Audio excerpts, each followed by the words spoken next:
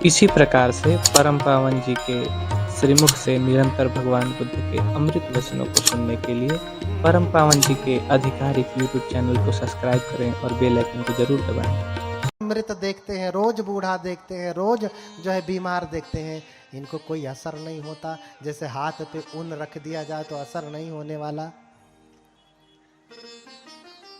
हाँ, अक्षि सदिशस्तु विद्वान तेनो द्वैजते गाढ़म। लेकिन विद्वान कैसा है, ज्ञानी व्यक्ति कैसा है, पुण्यवान व्यक्ति कैसा है? आंख की भांति है, आंख की भांति।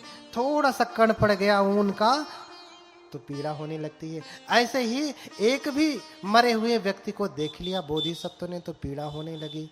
एवं धम्मो मम कायो, दुखी हो गए कि दिगसार थे अबुध बाल जनस बुद्धि यद यौवन मद मत जराम न पसे। धिक्कार है सारथी ऐसे मूर्ख लोगों को जो मुझसे पहले पैदा हुए, बूढ़े भी हो गए, सब कुछ हो रहे हैं, लेकिन ये जवानी में मस्त हैं। ये बुढ़ापे को, बीमारी को, रोग को, मौत को देखते नहीं, इन्हें जरा सा भी होश नहीं। दिस्वान रूपंति भवे भी, वो तीनों रूप देख करके फिर विरक्ति कर लेते हैं, वैराग्य ले लेते हैं, प्रवज्जित हो जाते हैं, घर छोड़ देते हैं, तपस्या करने लगते हैं, तपस्या करने लगते हैं। घर छोड़ दिया। आप कब छोड़ेंगे? फिर से पूछता हूं,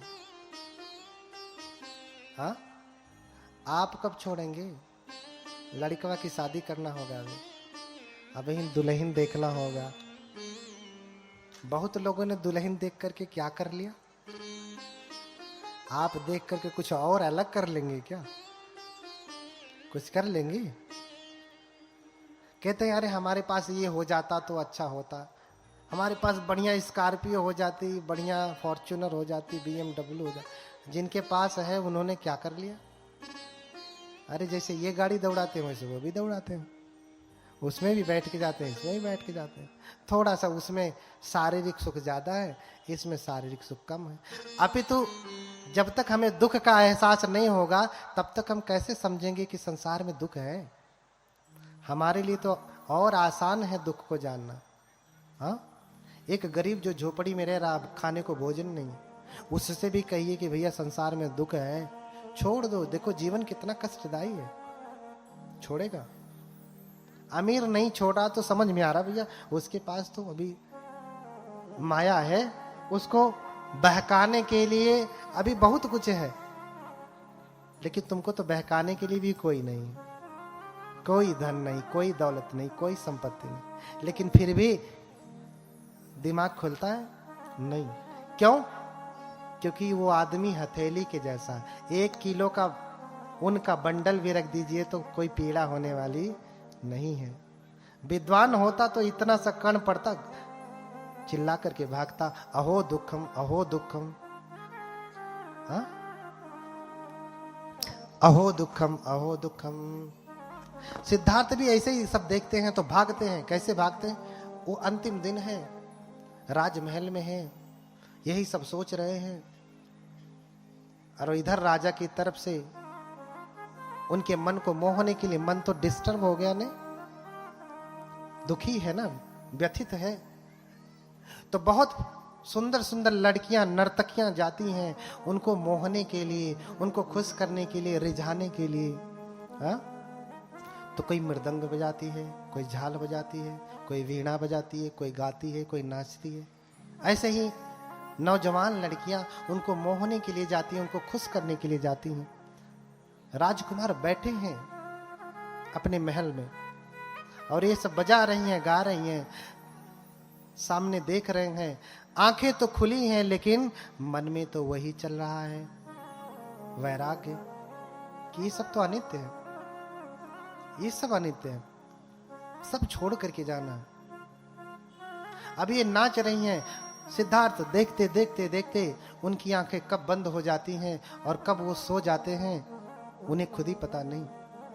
इधर ये नाचने वाली, गाने वाली, प्रदर्शन करने वाली, भाव भंगिमा दिखाने वाली, जिसके लिए कर रही थी, जब वही सो गया तो वो भी सो जाती हैं। जहां तहां, चूंकि कब से नाच रही हैं, 2-4 घंटे हो गए, जैसे आप 2-4 घंटे से कथा सुन रहे हैं ना, थक गए ना बैठे बैठे। वो तो नाच रही हैं तो कितना थक गई होंगे, नाचते नाचते थक गई। तो कोई कहीं सो गई, कोई कहीं सो गई, कोई आड़े, कोई टेढ़े, कोई उल्टे, कोई सीधे, जहां तहां सो गई। और कैसे सोई हैं? अन्यसा कच्छे वीणं, अन्यसा कच्छे मुदिंगं, अन्या कलिंगरं, अन्या विकेसिकं, अन्या विखेलिकं, हाँ, हथप्पा सुसानंग मन्ये। जहां तहां सब सो गई हैं। कैसे सोई हैं? कोई मृदंग लेकर के ऐसे ही टेढ़ा सो गई है, कोई वीणा लेकर के ऐसे ही सो गई है, कोई सोई है तो पूरे बाल बिखरे हैं, कोई सो रही है तो खर्राटे ले रही है, किसी का अंग वस्त्र ही छटक गया है, ऐसे नंग धड़ंग लेटी है। और सिद्धार्थ की आंखें जैसे खुलती हैं, अपने आसन से उठते हैं तो क्या देखते हैं? हथप्पा सुसानंग मन्ये। कोई सपने में बड़बड़ा रही है, कोई मुख से लार टपका रही है, कोई खर्राटे ले रही, सुर सुर कर रही है। दिस्वान रूपे सब देखे तो देख करके क्या कहते? हथप्पा सुसानंग मन्ये। अरे मानो मैं तो शमशान भूमि में आ गया। भागते हैं अब, अरे अहो दुखम, अहो दुखम, अहो दुखम। कितना दुख है, कितनी पीड़ा है, कितना कष्ट है। हाँ, इनको होश नहीं। यही सुंदरता है जिसके लिए आदमी मोहित होता है। ये वही बाल हैं जिनके लिए मोहित होते हैं लोग, ये वही चेहरा है, वही आंखें हैं, वही दांत हैं, यही सुंदरता है जिनके लिए लोग मोहित होते हैं। हाँ, छाप परी जनुकीर परी की, लोक लखी असनाक नन्नी की। लोग कहते नाक किसकी सुंदर होती है? हाँ, नाक किसकी सुंदर? जिसके नाक पे कीर पड़ी रहती है, हल्का से यहाँ पे कीर पड़ी रहती है ना, थोड़ा सा चपटी रहती है, यहाँ पे धार होती है। छाप परी जनुकीर परी की, लोक लखी असनाक नन्नी की। कितनी सुंदर नाक है। नाक से निकलता क्या है? सिंघाणिका चन्नसतो। क्या निकलता है? देखो ना, तुम जिसे तुम सुंदर कहते हो है क्या सुंदर? अथस नवहि सोते ही असुचिं सवति सबदा, आखी माखी गूथ को, कन्नम्हा कन्न गूथ को। क्या निकलता है? आंखें तो बड़ी सुंदर हैं, मृगनयन है। सुंदर लगे तो आजकल महिला तो छोड़ दीजिए, पुरुष भी काजल लगाते हैं। लगाते हैं कि नहीं? अच्छा देखो, कुछ भी सुंदर होता है तो लोग जानवर का ही उदाहरण देते हैं। भैया बड़ा सीधा है, कैसा? गाय जैसा। अच्छा बुरे दोनों का उदाहरण किससे देते हैं? जानवर से। क्योंकि सच में ईमानदारी से अच्छा कोई होता है तो जानवर ही, बुरे भी होते हैं तो कौन? जानवर ही। दोनों होते हैं। कहते भैया सीधा कैसा है? गाय जैसा है। हाँ? कहेंगे वो आदमी नहीं, होता कुत्ता है। हाँ? प्रशंसा भी करेंगे तो क्या कहते हैं? आदमी नहीं, शेर है। शेर भी तो क्या है? जानवर ही है। और कहते हैं आदमी नहीं कुत्ता है, तो मुंह लटक जाता। भैया दोनों जानवर ही है। दोनों क्या है? जानवर ही है। लेकिन एक के कहने पे बड़ी खुशी, एक के कहने पे बड़ा दुख। तो आंखें कैसी है? मृगनयन। हिरन की आंखें बड़ी सुंदर होती है ना, ऐसे बड़ी बड़ी लंबी लंबी, कपोने कटी हुई होती हैं, कटाक्ष बने हुए होते हैं, कोटराक्षी होती हैं, सुंदर लगती है ना। आखिम्हा आखी गूथ को। बुद्ध क्या कह रहे हैं? आंख से भी क्या निकलता है? अरे आंख से आंख की गंदगी निकलती है, कीचड़ निकलता, कीचड़। आंखिया आ जाले तब, अब जबले गई है तबले गनीमत है, आई तब बताई। कहते हैं कि आंख आ गई। आंख आ गई तो फिर देखिए कितना मटेरियल निकलता है। निकलता है ना, फिर सुंदर लगती है। आ? कट अखिम आखि गूथ को, कन्नम कन्न गूथ को।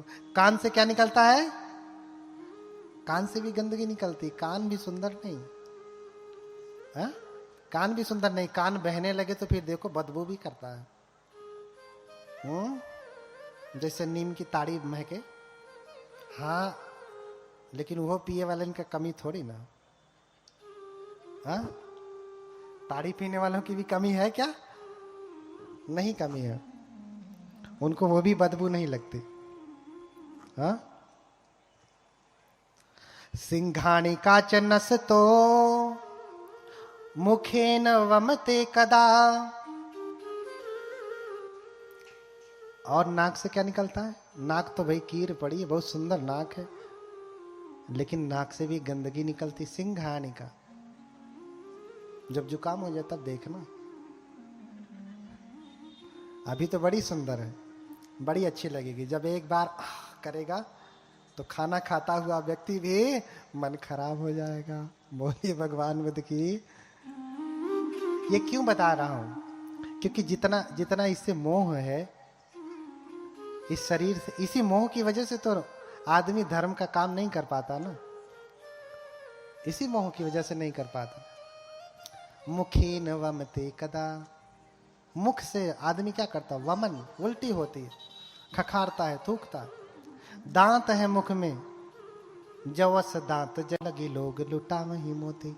बड़ी सुंदर कथा है, उसको सुनाऊंगा कब समय, अब पता नहीं कब सुना पाऊंगा। सुनाऊंगा लेकिन जीवित रहा तो। हाँ, कभी न कभी सुनाऊंगा।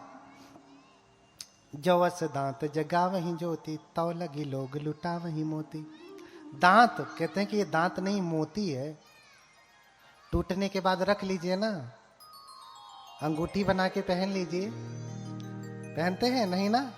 कहते दांत नहीं मोती हैं।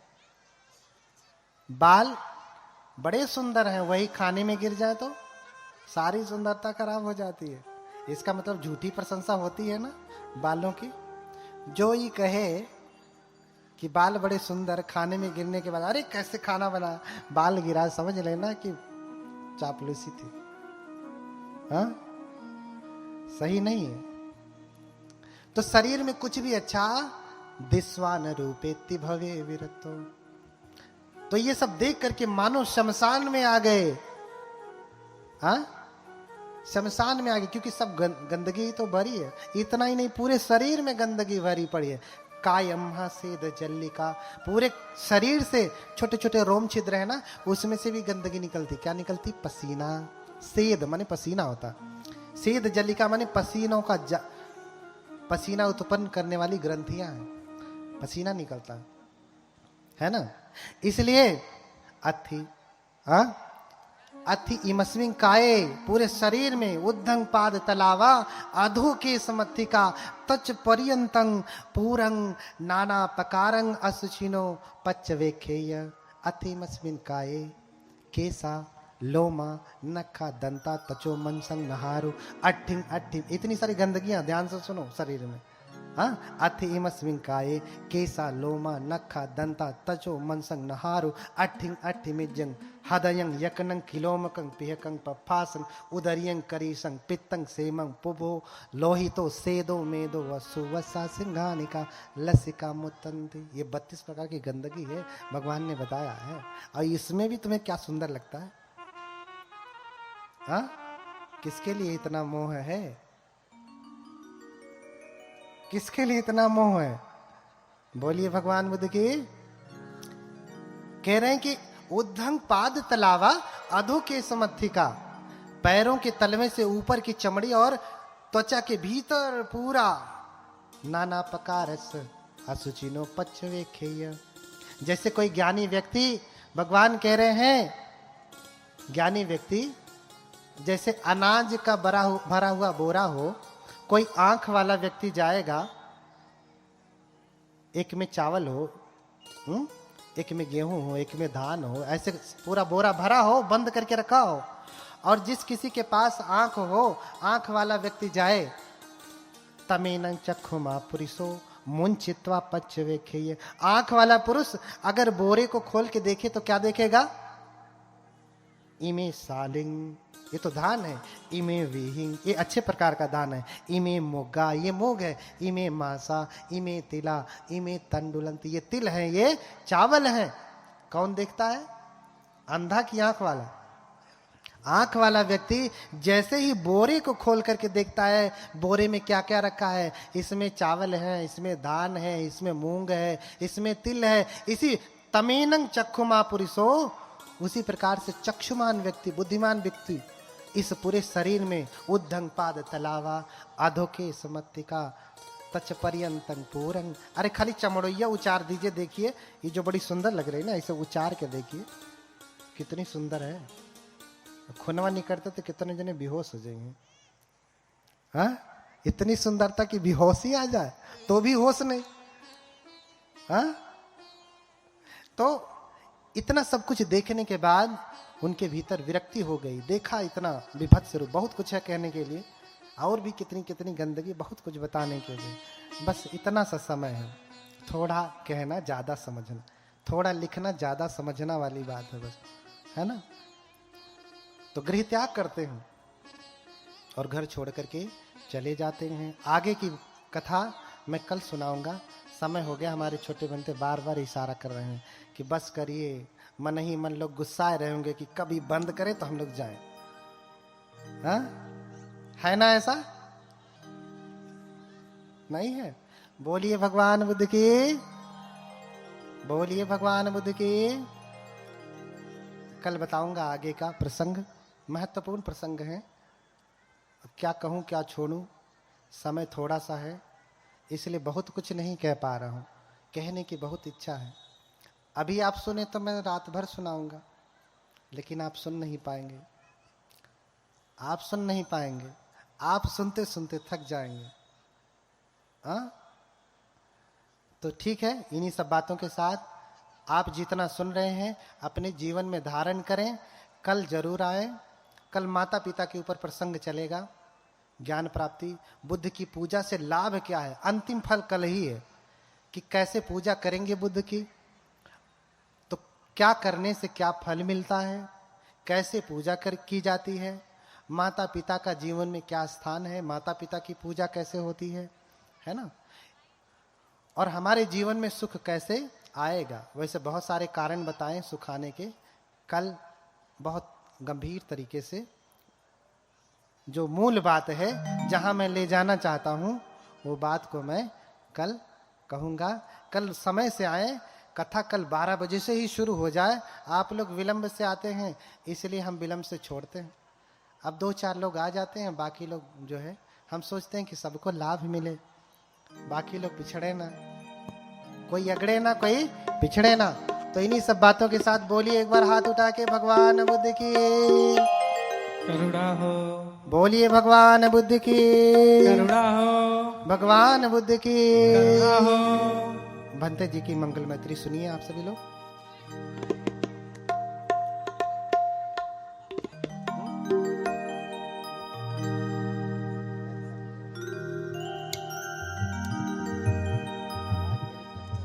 मेरी आवाज वो हो गई। साधु नमो तस्सै भगवतो अरहतो सम्मा सम्बुद्धिस्स। नमो तस्सै भगवतो अरहतो सम्मा सम्बुद्धिस्स। नमो तस्सै भगवतो अरहतो सम्मा सम्बुद्धिस्स। इति पिसो भगवानः सम्मा सम्बुद्धो विद्याचरण संपन्नो सुगतो लोकविदो अनुत्तरो पुरुषसंसार सत्था देव मनुष्यानं बुद्धो भगवाति। स्वाखातो भगवता धम्मो संदिठिको अकालिको येहि पस्सिको ओपनीयको पच्चतं वेदितव्यो विඤ्ञो हेते सुपटिपन्नो भगवतो शावक संघो उजपटिपन्नो भगवतो शावक संघो न्यायपटिपन्नो भगवतो शावक संघो सामीच पटिपन्नो भगवतो शावक संघो यदिदं चत्तारि पुरुष युगानि अट्ठ पुरुष पुंजलाय एष भगवतो शावक संघो आहुनेयो पाहुनेयो दक्षिणेयो अंजलि करणीयो अनुत्तर पुण्यक्षेत्रं लोकसाति नमामि बुद्धं गुणसागरं सत्ता सदा हन्तु सुखी अवे कायो जिगुच्छो सकलो दुगन्धो गच्छन्ति सभ्ये मरणं च नमामि धम्मं सुगतेन देशितं सत्ता सदा हन्तु सुखी अवे कायो जिगुच्छो सकलो दुगन्धो गच्छन्ति सभ्ये मरणं च नमामि संघं मुनिराज सावकं सत्ता सदा हन्तु सुखी अवे कायो जिगुच्छो सकलो दुगन्धो गच्छन्ति सभ्ये मरणं च नमामि पच्चेक बुद्ध विशुद्धं सत्ता सदा हन्तु सुखी अवे कायो जिगुच्छो सकलो दुगन्धो गच्छन्ति सभ्ये मरणं च करणीयमथ कुशलेन यन्तं सन्तं पदम् अभिसम्मेच सको जो च सोजो च सुवचो च समदो अनतिमा संतोषको च शुभरो च अपकिच्चो च सल्लहुकवृत्ति सन्तीन्द्रियो च निपको च अपगभो कुलेषु अननुगे न च खुद्धं समाचरे किंसिंहेन विඤ्ञो परे उपवदिन्यो सुखिनो वा खेमिनो हन्तु शम्बे सत्ता भवन्तु सुखितत्तान्न परो ये केचिपाणो तत्थे तसा वा थावरा वा अनवशेषा देहा वा ये महन्ता वा मध्यमा रसकानुकथोला दिठा वा ये अदिठा ये च दूरे वसन्ति अविदूरे भूता वा शम्भवे सेवा शम्भे सत्ता भवन्तु सुखितत्तान्न परो परं निकुम्भेथ नातिमय्येथ कथचिन्न किञ्चिन् व्यारोसना पटिकसंज्ञा नान्यमय सदुःखमिच्छय माता यथा नियं पुत्रं आयुषा एकपुत्रमनुरक्षे एवंपि सर्वभूतेषु मानसंभावय परिमा मेत्तं च सर्वलोकस्मिन् मानसंभावय परिमाणं उद्धं अधो च तिर्यं च यसंवादं अवेरं असपतं दिठं चरं निशिन्नो वा शयानो वा यावतस्य विगतमिद्धो एतं सतिं अतिथेय ब्रह्ममेतं विहारं निदमाहो दिठं च नोपगमशीलवा दर्शनेन सम्पन्नो कामेषु विनियगेतं नहि जातु गम्भसंज्ञ पुनरेति तनहं करो महावीरो मेधं करो महायशो शरणं करो लोकहितो दीपं करो ज्योतिन्धरो कोण्डयो जनपामोक्षो मंगलो पुरिसासभो सुमनो सुमनो धीरो रेवतो रतिवर्धनो शोभितो गुणसम्पन्नो अनोमदस्सी जनुत्तमो पद्मो लोकपज्योतो नारदो वरसारथि पद्मोत्तरो शतसारो सुमेधो अंगपुंगलो सुजातो सर्वलोकज्ञो प्रियदर्शी नरास अर्थदर्शी कारुणिको धम्मदर्शी तमोनुदो सिद्धतो असमो लोके तिस्सो वरद संवरो पुष्यो वरद संबुद्धो विपस्सी च अनुपमो शिखे संपहितो संस्था वेशभो सुखदायको ककुशंधो शतवाहो कोणागमनो रणञ्जहो कश्यपो सिर संपन्नो गौतमो शक्यपुं ते संसच्चेन शीलेन खन्ति मित्रबलेन च तेऽपि त्वं अनुरक्षन्तु आरोग्येन सुखेन चाति भवतु सर्वमङ्गलं रक्षन्तु सर्वदेवता सर्वबुद्धानुभावेन सदा शुद्धि भवन्तु ते सर्वधर्मानुभावेन सदा शुद्धि भवन्तु ते सर्वसङ्घानुभावेन सदा शुद्धि भवन्तु ते सब लोग बोले साधु साधु साधु। 3 बार नमन करें भगवान को। बुद्धं नमामि,